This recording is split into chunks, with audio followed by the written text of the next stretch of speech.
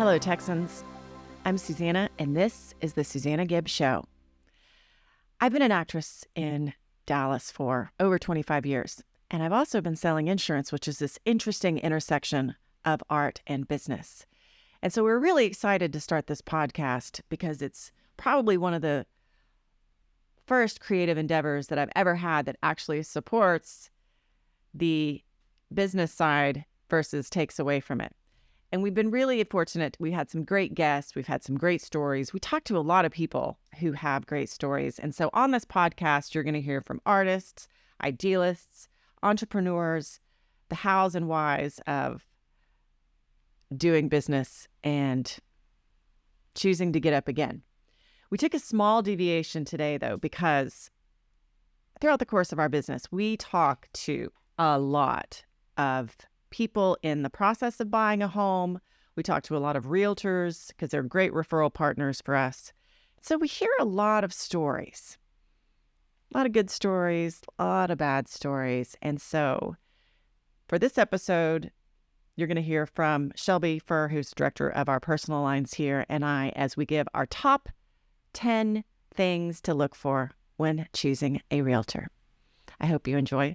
Please go to Gibb Agency Dallas to connect with us. We look forward to hearing from you.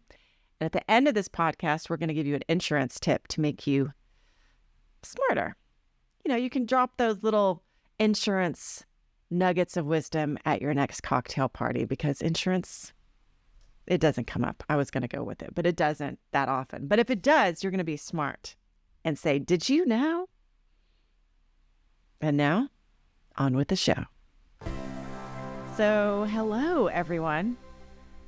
With me today is the director of our personal lines, Shelby Furr, Lemons. And we're going to go over, because we talk to so many people going through the process, either at the end when they're about to buy the house, and we hear a lot about how the process went, but we also talk to a lot of realtors. So we actually get a lot of stories from realtors about other realtors. And so we have our top 10 things when deciding on a realtor. Shelby, take it away. Number one. So yeah, I'll start with number one. So interview multiple agents, get references. We all know, a handful of realtors. So when the time comes to choose, definitely recommended to interview multiple. I thought about this too on my walk this morning. What I would do differently looking back and when I chose a realtor, because you feel very obligated to choose people. And I lost friends and referral partners in this process. Had I said to them, hey, listen, my husband and I, we're going to interview 3 realtors to find the best person that fits with us. Please don't take it personally. This is business. It's a big deal, but we really want to interview you. Are you okay with this process? Versus the way that I did it, which was just try and pretend like it wasn't happening and hope they wouldn't find out. Right. Number 2, do your due diligence. How long have they been an agent? How many deals a year? How many clients? And the percentage of buying versus selling. These are big questions that you need to know before you make the decision. So, and also define and test communication skills. So, a good thing, Susanna mentioned this later. She was like, do like a test run. So send them a text, give them a call, see how they do with that style of communication that you prefer. I know in our industry, we try to tailor the communication style to our clients as best we can. So, we all have our ways of doing it, call, text. So, yeah. Because everybody will say, oh, I get back to people right away. But it's like, well, test them. See how fast they get back to you. Exactly. Number 4, this one I think is a Shelby. Define expectations.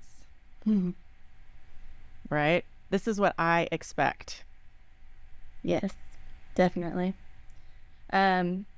Yeah, this is a big process you're going through. So you definitely want to have those expectations set from the get-go. That way there's no surprises. once you're in the thick of things, that's never fun.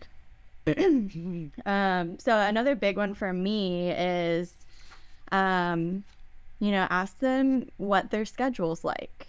So a lot of times it's probably going to be a 9 to 5, Monday through Friday. And then they're also going to work weekends for showings, which is pretty typical for a real estate agent. But another like tag along question I like to pair with that one is, how quickly can you take me to showings? So you want to make sure that they're going to be there for the showings, because we all know there's that house that wants the offer at 4 o'clock that day. So you're probably going to run into situations where you need to do last minute showings. So I would definitely clear that up in the interview process. And then, listen, hey, I get it. It can be hard to drop everything and go show a house. People have lives, but do they have a backup person who could potentially show the house if they're not available? That's huge. Yeah, I think a lot of them do have that backup person for those situations. That is definitely hard. On the flip side, I can't imagine, last minute, oh, can we go see this house at 6 o'clock? So, yeah. And then another one. I think it goes back to the percentage of buying and selling, right? Like there's some realtors that don't want to do the buying part of it because they don't want to be available like that. They just want to do the sell. So knowing that ahead of time is important. Absolutely. What were you going to say though? I interrupted you. This one is another one that kind of resonates with me just because I grew up in Dallas. I've been here my whole life. So I think I know everything in this area, but buying a house, I found that I did not. So, I would ask your realtor, how familiar are you with this area that I'm looking at? How familiar are you with each neighborhood? If you have kids, you're going to want a kid-friendly neighborhood. So we each have our needs. Definitely get a feel of how familiar they are with Plano, Rowlett, Rockwall, Dallas, the whole thing. So, and they'll all say, "Oh, I live here, but I work everywhere. I can look everywhere." And yes, people can look everywhere. But are they going to know enough about, like in Lake Highlands, what Friday night is like in the shopping center at Walnut Hill and Audelia? What the neighborhood is really about? I mean, and that can make a big difference. DFW is really big. You can't expect everybody to know everything about every area. Right. Absolutely. Number 7. Oh, and this is, I think, a direct interview question. How comfortable are you in conflict? How do you deal with tougher negotiations? Can you tell me some of the negotiations you have recently had, one that didn't go the way you wanted and one that did? That's what I'm pretty passionate about because in one of my sales, and I'm saying one of because I am somewhat worried that mean guy will track me down and find me. I know we recorded this initially and I was like, he can just find me if he wants. And then I was like, no, he was so mean. They even sent a letter talking about what a great family they were and how excited they were to buy my house. And then I swear the minute that I had an offer on another house and I was involved in that negotiation, the style changed and they got really aggressive. They got really mean. I was checking to see if they had bugged my Alexa. And it was really hard on me and it was hard on the realtor. It was very difficult. And it just made me think about how if I were to do it again, that would be one of the questions that I would ask. Number 8, do you have any literature on what I can expect during the process? You don't know what you don't know. It's hard. I would even they have new home buying courses. I would take that. Yeah, I would too. There's so much that can change and go wrong, and realtors don't know what you don't know, so just being educated is much better. And that'll you don't know what you don't know, but that's how you figure it out, and then you won't have to be figuring it out in the middle of this kind of intense negotiation. Right. After my first house, I was like, okay, I know everything for the next one, and then I bought the next one, and now I'm like, Okay. There's just so much every time there's so much to learn. So, another one that I think is important is just asking who the team is, who you're going to be working with. Is it just going to be this realtor and that's it? Do they have, an assistant or admin below them that's going to be jumping in often? And I would ask to meet that person, probably make sure you mesh with them as well. So I think most realtors have, that side person that you'll probably end up hearing from, especially once the process gets going and whatnot. So number 10 is ask for the CMAs, which is super important, which is what is my house going to sell for? Because realtors will come in and say, oh, I'll sell your house for this. And this is when you need to get a second opinion on the next realtor that says, oh, I'm going to sell your house for this, or I'm going to sell your house for this. Because in my neighborhood, there was a house that got listed for a high amount, and they went with that realtor. And it was the realtor that they didn't pick that I was talking to. And she said, that house sat on the market for a year, and it eventually sold for what I told them it would sell for. That's a long time to deal with people traipsing in and out of your house, the stress of listing a house. And so, there are many, many honest realtors, and there are many realtors who will, they're trying to get the business. And if they inflate what they think they can get your house for, you may think, oh, they're going to get me a higher price, when the market is going to determine what your house gets. Although they do have some tricks up in their sleeve, which is, this was yours, Shelby, which I thought was good.